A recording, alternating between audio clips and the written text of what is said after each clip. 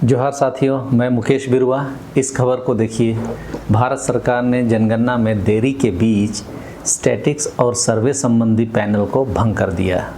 National sample survey office यानी NSSO के महानिदेशक ने कहा कि पैनल को इसलिए भंग किया जा रहा है क्योंकि इसका काम नेशनल सैंपल सर्वे के लिए गठित नई संचालन समिति के साथ ओवरलैप हो रहा है। पैनल प्रमुख प्रणव सेन ने कहा कि सदस्यों ने हर बैठक में जनगणना में हो रही देरी के बारे बात उठाई थी। भारत देश में पिछली जनगणना 2011 में आयोजित की गई थी। Union ministry of statistics and programme implementation ने eminent economist and former chief statistician of the country Pranab Sen की अध्यक्षता वाली 14 सदस्यीय स्थायी समिति को चुपचाप भंग कर दिया है। कथित तौर पर इसके सदस्यों ने जनगणना कराने में देरी पर सवाल उठाए थे। मंत्रालय के नेशनल सैंपल सर्वे ऑफिस यानी NSSO की महानिदेशक गीता सिंह राठौर का सदस्यों को भेजे गए ईमेल में कहा गया है कि इसे समाप्त करने का कारण यह है कि समिति का काम हाल ही में गठित नेशनल सैंपल सर्वेस के लिए स्टीयरिंग कमेटी के काम से ये टकरा रहा था। हालांकि डॉक्टर सेन ने द हिंदू को बताया कि सदस्यों के पैनल को भंग करने का कोई स्पष्ट कारण नहीं बताया गया। उन्होंने कहा कि अपनी बैठकों में उन्होंने पूछा था कि जनगणना जो डेटा का प्रमुख स्रोत है अभी तक क्यों नहीं कराई गई है। कई अर्थशास्त्रियों ने चिंता व्यक्त की है कि अधिकांश स्टैटिस्टिकल सर्वेस के लिए उपयोग किए जाने वाले डेटा सेट अभी भी 2011 की जनगणना से ही लिए जा रहे हैं, जिससे उनकी सटीकता और गुणवत्ता प्रभावित हो रही है। SCOS ही वास्तव में सर्वे के फ्रेमवर्क और मेथडोलॉजी को आगे बढ़ाने, सर्वे के परिणामों की समीक्षा करने, सैम्पलिंग डिज़ाइन और सर्वे इंस्ट्रूमेंट्स पर सलाह देने और आवश्यकतानुसार केंद्रीय और राज्य सरकार की एजेंसियों को टेक्निकल गाइडेंस प्रदान करने में प्रमुख भूमिका निभाती है। मतलब केंद्र सरकार अपने ही डेटा से छुपने की कोशिश कर रही है। शुरू में कोविड-19 महामारी के कारण विलंबित हो गई कहा गया और अभी तक अधिसूचित नहीं की गई है। इस हालात के बारे में मैं अपने कई सारे वीडियो में बता चुका हूँ।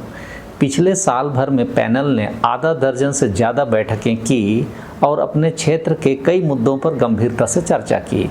उन सभी चर्चाओं में जनगणना ना होने का मुद्दा छाया रहा। पैनल के सामने जो भी डेटा सेट लाया गया तो पैनल के सदस्यों ने जनगणना की ज़रूरत पर जोर दिया और इसे आयोजित करने में देरी पर सवाल उठाए।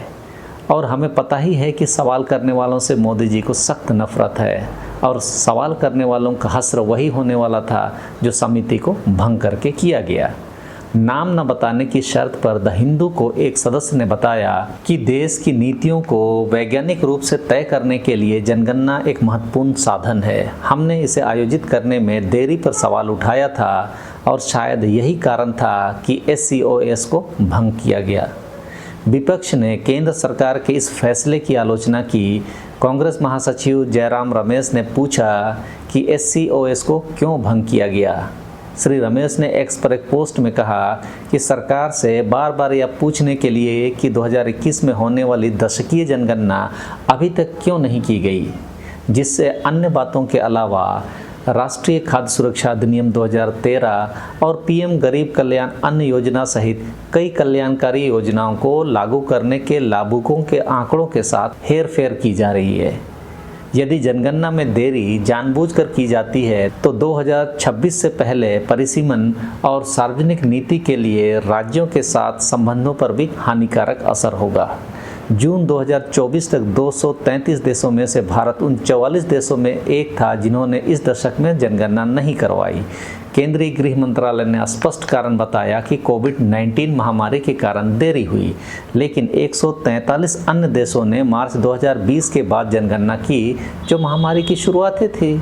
Bharat, Yemen, Syria, Afghanistan, Myanmar, Ukraine, Sri Lanka और उप सहारा अफ्रीका जैसे गरीब और आर्थिक संकट से जूझ रहे या उथल पुथल से प्रभावित देशों के साथ जनगणना न कर सकने वालों की सूची में है। 10 वर्षीय जनगणना को लगातार टालने का कोई बहाना नहीं है। यह एक ऐसी प्रक्रिया है जो 1881 से 2011 तक बिना किसी चूक के की जाती रही। फिर भी जिलों, तहसीलों, कस्बों और नगर निकायों की प्रशासनिक सीमाओं को स्थिर करने की समय सीमा जो जनगणना से पहले की एक शर्त है, इस साल 30 जून को समाप्त हो गई। 2019 से अब तक इस समय सीमा को 10 बार बढ़ाया जा चुका है। राष्ट्रीय खाद्य सुरक्षा अधिनियम, राष्ट्रीय सामाजिक सहायता कार्यक्रम और निर्वाचन क्षेत्रों के परिसीमन जैसी कई सार्वजनिक योजनाएं जनगणना के डेटा पर निर्भर हैं। 2011 की जनगणना के आंकड़े तेजी से पुराने होते जा रहे हैं और राज्यों के बीच और भीतर का प्रवास, भारतीय समाजों का शहरीकरण और शहरों का उपनगरीकरण जैसी घटनाएं हाल के वर्षों में तेजी से बढ़ी है, लेकिन जनगणना की कमी के कारण निर्धारित नहीं हो पा रही है। इस कमी को पूरा करने के लिए केंद्र सरकार अपनी पसंद के सैंपल सर्वे राजनीतिक फायदा के हिसाब से चुनिंदा निष्कर्ष निकाल रही है, ऐसा आरोप लग रहा है। झारखंड में तो हम घुसपैठी वाले मामले में देख ही रहे हैं, गलत दावों को कैसे भाजपा आदिवासियों के बीच परोस रही है, न जनगणना करा रही है और जो सैंपल सर्वे के लिए समितियां हैं उसे भी भंग कर रही है ताकि आप तक सही सूचना ना आ पाए और भाजपा का गलत दावों का प्रोपेगेंडा चलता रहे। जाहिर है केंद्र सरकार को अपने कर्तव्यों में लापरवाही बरतना बंद करना चाहिए और जनगणना को जल्दी से जल्दी पूरा करना चाहिए। आपको जानकारी कैसे लगी कमेंट बॉक्स में ज़रूर बताएं। ज़्यादा से ज़्यादा लोगों तक जानकारी पहुंचे, इसके लिए आप इसे लाइक, शेयर और सब्सक्राइब करने के लिए अपने लोगों को भी प्रेरित कर सकते हैं। सामाजिक दबाव बनाकर हम जनगणना के लिए सरकार को मजबूर कर सकते हैं, लेकिन इसमें सबकी भूमिका सही जानकारी के साथ ज़रूरी है। साथ दीजिए, देश में माहौल बन रहा है कि जनगणना तो कराना ही पड़ेगा। चलिए इस वीडियो में इतना ही। सबों को धन्यवाद। जोहार।